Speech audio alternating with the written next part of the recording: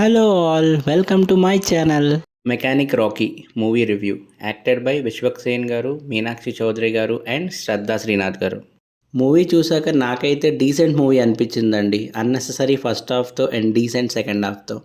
Movie second half చాలా బాగుంది, but first హాఫేనండి దెబ్బేసింది. Very dull narration and boring screen play.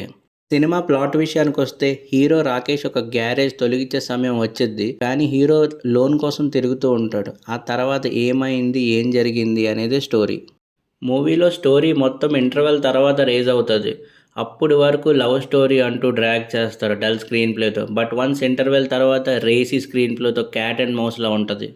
Movie second హాఫ్లో వచ్చే ఒక అన్ఎక్స్పెక్టెడ్ ట్విస్ట్ వల్ల మొత్తం కథే చేంజ్ అయిపోతుంది.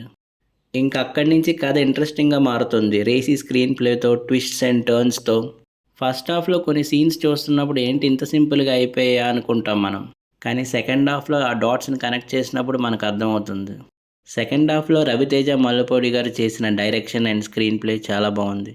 బట్ ప్రాబ్లం ఏంటంటే ఫస్ట్ హాఫ్లో లవ్ స్టోరీ, అన్నెసెసరీ సాంగ్స్ వల్ల చాలా డల్ నరేషన్ అయిపోయింది. ఇక సినిమాలో సునీల్ గారి క్యారెక్టర్ కొంచెం ఇంట్రెస్టింగ్గా ఉంటుంది. ఇక సినిమాలో పర్ఫార్మెన్సెస్ వైజ్ విశ్వక్ సేన్ గారు డీసెంట్ పర్ఫార్మెన్స్ ఇచ్చారు.